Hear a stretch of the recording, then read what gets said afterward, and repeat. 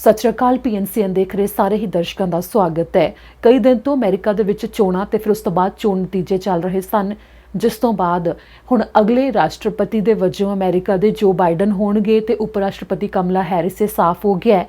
ਤਾਂ ਪ੍ਰਧਾਨ ਮੰਤਰੀ ਜਸਟਿਨ ਟਰੂਡੋ ਨੇ ਇਸ ਦੇ ਉੱਤੇ ਵਧਾਈਆਂ ਦਿੱਤੀਆਂ ਨੇ। ਪ੍ਰਧਾਨ ਮੰਤਰੀ ਜਸਟਿਨ ਟਰੂਡੋ ਨੇ ਕੈਨੇਡਾ ਸਰਕਾਰ ਦੇ ਵੱਲੋਂ ਆਫੀਸ਼ੀਅਲ ਸਟੇਟਮੈਂਟ ਜਾਰੀ ਕੀਤੀ ਹੈ, ਜਿੱਥੇ ਉਹਨਾਂ ਨੇ ਵਧਾਈਆਂ ਦਿੱਤੀਆਂ ਤਾਂ ਨਾਲ ਹੀ ਅਮਰੀਕਾ ਤੇ ਕੈਨੇਡਾ ਦੇ ਰਿਸ਼ਤਿਆਂ ਦੇ ਬਾਰੇ ਵੀ ਜ਼ਿਕਰ ਕੀਤਾ। ਉਹਨਾਂ ਨੇ ਕੀ ਕੁਝ ਕਿਹਾ ਉਹ ਤੁਹਾਨੂੰ ਹੁਣ ਦੱਸਦੇ ਹਾਂ।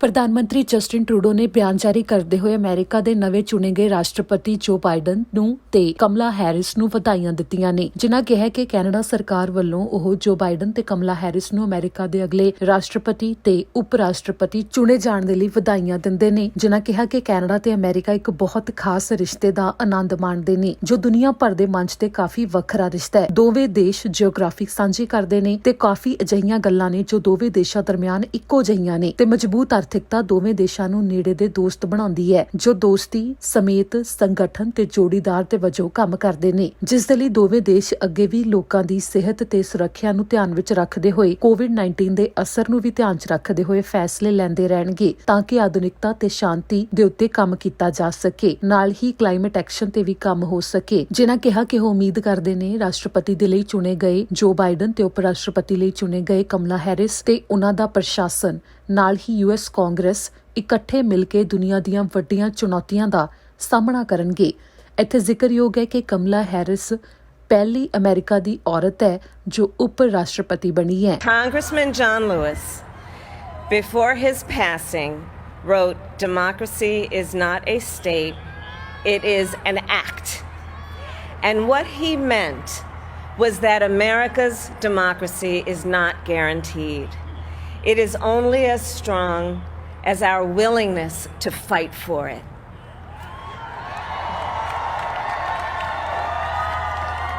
To guard it and never take it for granted. And protecting our democracy takes struggle, it takes sacrifice, but there is joy in it, and there is progress, because we, the people, have the power to build a better future.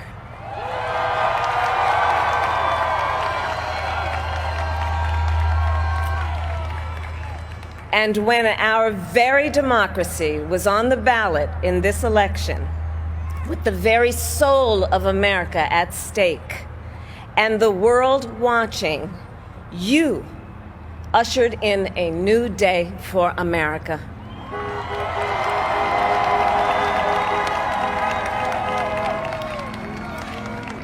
To our campaign staff and volunteers, this extraordinary team, thank you for bringing more people than ever before into the democratic process.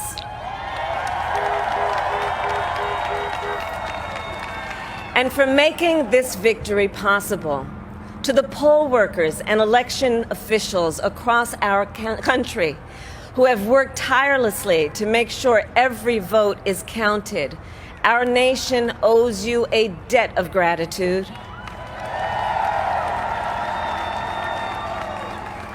You have protected the integrity of our democracy. And to the American people who make up our beautiful country, thank you for turning out in record numbers to make your voices heard.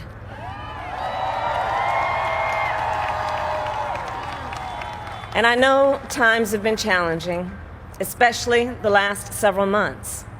The grief, sorrow, and pain, the worries and the struggles. But we have also witnessed your courage, your resilience, and the generosity of your spirit. For 4 years, you marched and organized for equality and justice, for our lives and for our planet. And then you voted.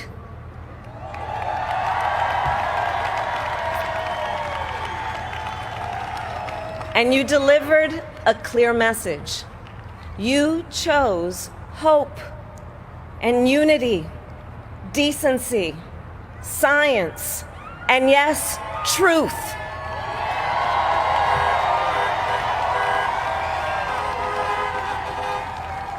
You chose Joe Biden as the next president of the United States of America.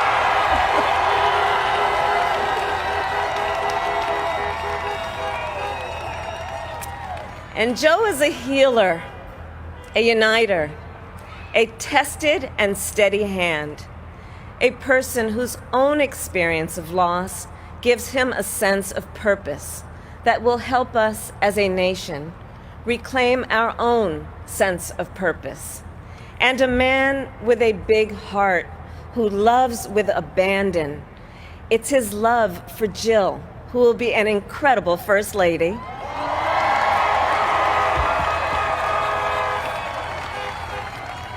It's his love for Hunter and Ashley and his grandchildren and the entire Biden family.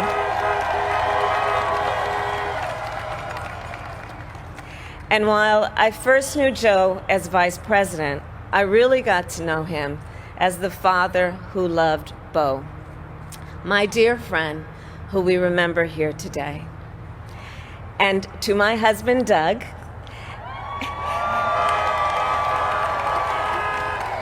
and our children, Cole and Ella, and my sister Maya, and our whole family, I love y'all more than I can ever express.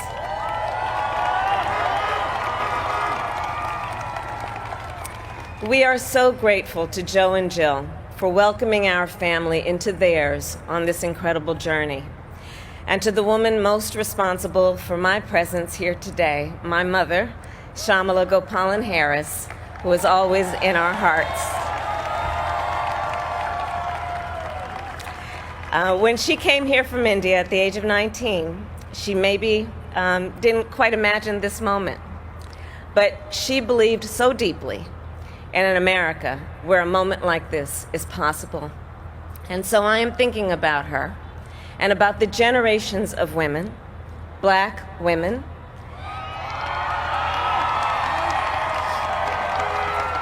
Asian, white, Latina, Native American women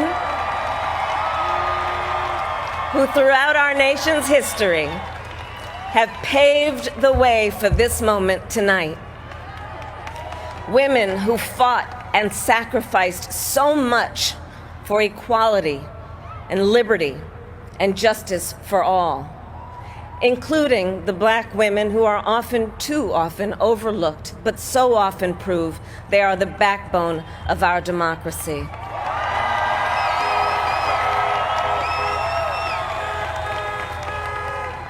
All the women who have worked to secure and protect the right to vote for over a century, 100 years ago with the 19th Amendment, 55 years ago with the Voting Rights Act, and now in 2020 with a new generation of women in our country who cast their ballots and continued the fight for their fundamental right to vote and be heard.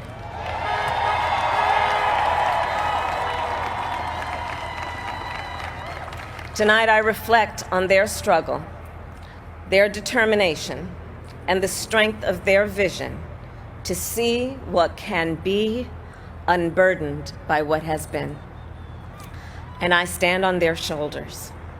And what a testament it is to Joe's character that he had the audacity to break one of the most substantial barriers that exists in our country and select a woman as his vice president.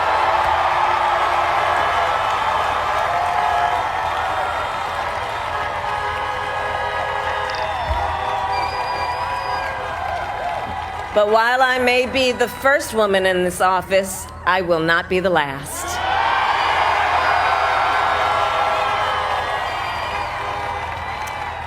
Because every little girl watching tonight sees that this is a country of possibilities.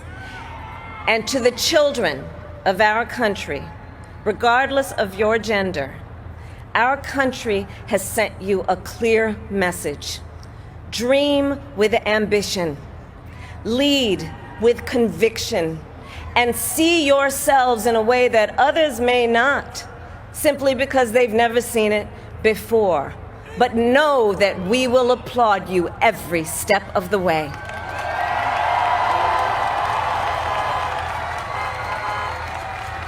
And to the American people, no matter who you voted for, I will strive to be a vice president, like Joe was to President Obama, loyal, honest, and prepared, waking up every day thinking of you and your family.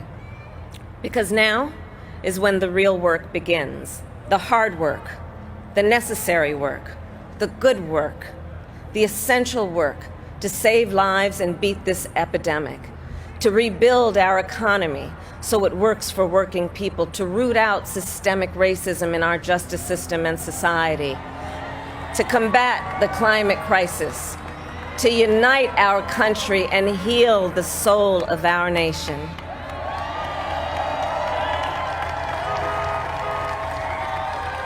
And the road ahead will not be easy, but America is ready, and so are Joe and I.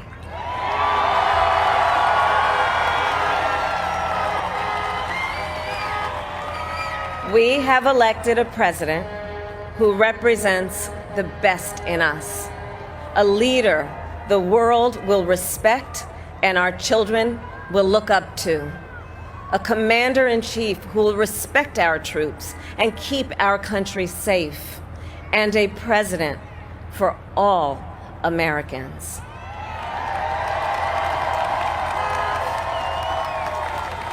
And it is now my great honor to introduce the President-elect of the United States of America, Joe Biden.